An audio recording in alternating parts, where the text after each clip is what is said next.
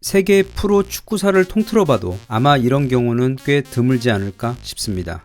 손흥민이야 이미 월클 선수이기 때문에 모두의 관심이 집중된 것은 당연한데, 선수의 아버지에게 이토록 세계 언론이 많은 관심을 보이고 또 유럽 최고의 축구 클럽에서 그에게 유소년팀 지도자 자리를 제안하는 경우는 아마 손흥민의 아버지 손흥정 감독이 최초이지 않을까 싶습니다. 도대체 그는 어떤 사람이기에 독일에서 클럽 관계자들이 찾아와 그의 훈련 모습을 연구하고 그에게 유소년 클럽 지도자 자리를 제안하며 또 아들을 세계 최고의 선수로 키워낼 수 있었는지 같이 한번 살펴보겠습니다. 막상 들어보면 손흥민 아버지의 스토리는 손흥민 선수 본인의 성공 스토리보다도 훨씬 더 다이나믹하고 또 감동적이며 어떤 부분은 신기하기까지 한 이야기들이 아주 많습니다. 일단 많은 분들이 이미 잘 알고 계시듯 손흥정은 프로 축구 선수였습니다. 상무를 거쳐 1986년 현대 프로 축구팀의 최전방 공격수로 입단했는데, 입단 첫 해에만 벌써 5골을 몰아 넣을 정도로 실력도 꽤 괜찮은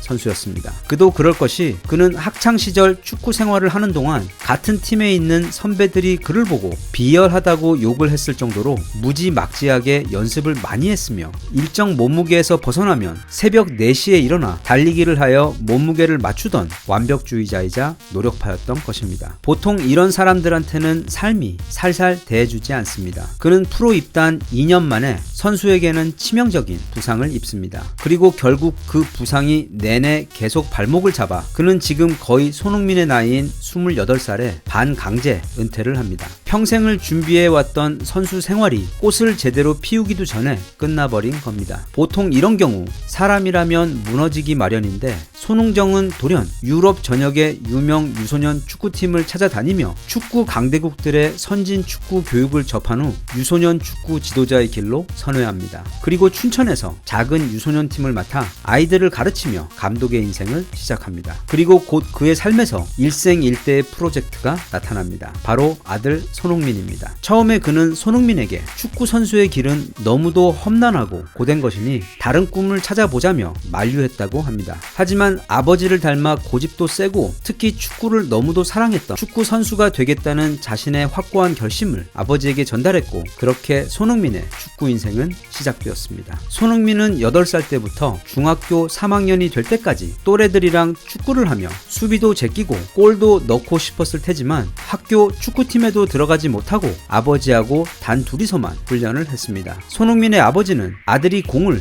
마음대로 다룰 수 있기 전에는 절대 슈팅은 물론 패스 연습도 못하게 했는데, 그래서 손흥민은 트래핑과 리프팅을 매일 대6시간씩 해야 했고, 오른발로 한 것은 반드시 그 똑같은 수만큼 왼발로도 해야 했으며, 나중에는 하루에 슈팅도 1000개씩 해야 했습니다. 강백호를 단기간에 조던으로 만들었던 슛 2만 개요 켄터키 할아버지 수준의 아주 심플하면서도 무서울 정도로 효과적인 교육 방식을 사용했던 것입니다. 손흥정 감독의 교육 철학 그 핵심은 바로 정직한 기본기입니다. 마오가 당시 일본 정부가 한 해 3천억 원씩 지원을 해주었어도 절대 김연아를 이기지 못했던 바로 그 넘사벽 경쟁력의 비밀도 김연아 선수가 요령 피우지 않고 차곡차곡 성실히 쌓아온 그 괴물 같은 기본기 능력 때문이었습니다. 그런데 손흥정 감독이 생각하는 기본기는 단지 드리블이나 트래핑 또는 달리기 실력뿐만이 아니었습니다. 그것보다 더 기본이 되는 기본기, 바로 인성과 사람의 됨됨이였습니다. 그래서 현재 송 감독이 운영하고 있는 축구 학교에서는 학생들은 축구만 하는 것이 아니라 영어 공부와 독서, 그리고 독서 토론 수업과 같은 지성과 인성을 함께 기르는 교육을 축구 교육만큼이나 필수 코스로 함께 받고 있습니다. 마찬가지로 프로에 데뷔한 순간부터 손흥민에게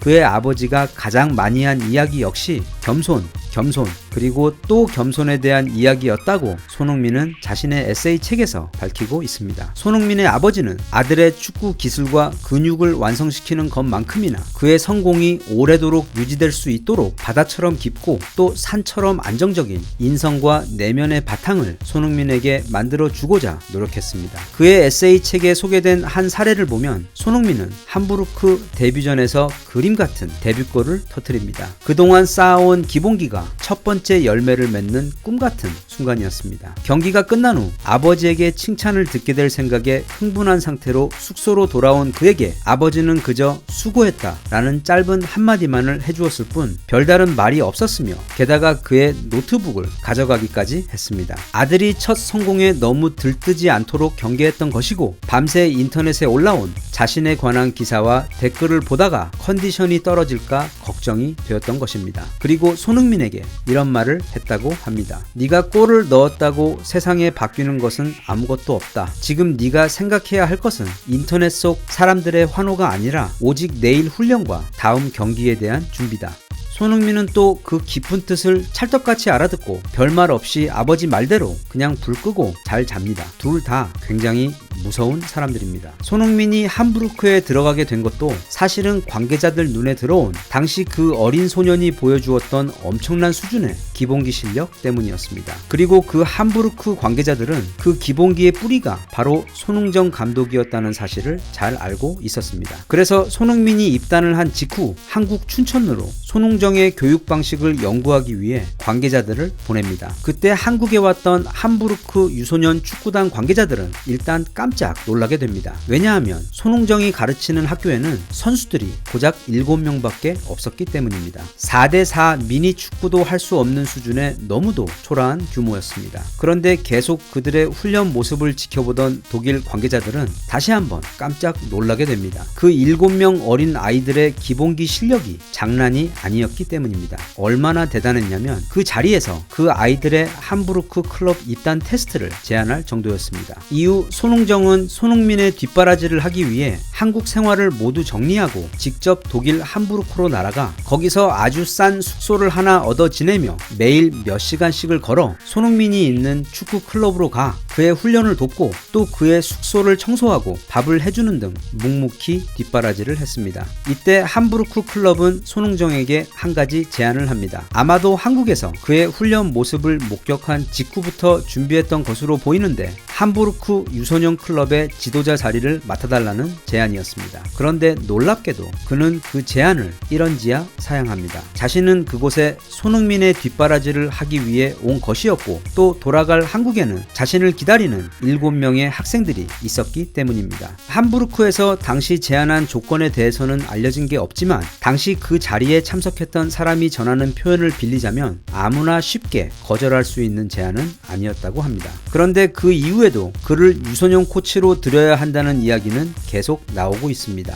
미국의 스포츠 전문 언론인 SB 네이션의 토트넘 커뮤니티에 다니엘 레비 회장은 손흥민 아버지를 코치로 영입해야 한다는 장문의 기고문이 올라왔습니다. 에버리 파머라는 이름을 가진 해당 칼럼의 기고자는 손흥정에 대한 상당한 관심을 가지고 있었고 그의 교육 방식에 대해 깊이 있게 분석한 자료를 토대로 매우 논리적으로 어쩌면 손흥정이라는 아주 뛰어난 교육 철학과 노하우를 가진 지도자가 토트넘의 수준을 한 단계 더 높여줄 절호의 기회가 될 것이라고 확신하여 레비 회장에게 기고문을 통해 제안을 했던 것입니다. 선수의 아버지에게 공식적으로 그리고 비공식적으로 유럽 최고의 팀의 유소년 클럽 지도자 자리가 언급되는 일은 매우 드문 일이라고 보며 그만큼 손흥민 선수는 자신의 그 타고난 재능과 노력에 더해 어쩌면 그 재능보다 더 귀한 최고 수준의 교육을 아버지로부터 선물 받았기 때문에 오늘날 월클 손흥민이 탄생한 것이 아닌가 싶습니다. 손흥민과 손흥정 이 두 부자의 성공 스토리는 단지 한 축구 선수의 성장 이야기만인 것이 아닌 우리들 인생에 있어 요행을 바라지 않고 하루하루 묵묵히 쌓아 올린 기본기는 절대 배신하지 않으며 내일의 성공을 위해 오늘의 유혹과 고통을 참아야만 하는 성공은 선불이라는 그 오래된 삶의 진리에 살아있는 증거가 되어주는 것 같아 두 사람의 현재 진행형 성공 스토리는 더욱 아름답고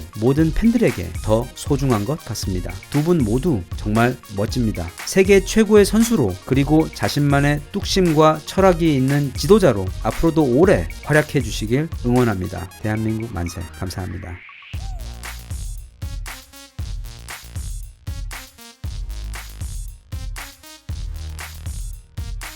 Sana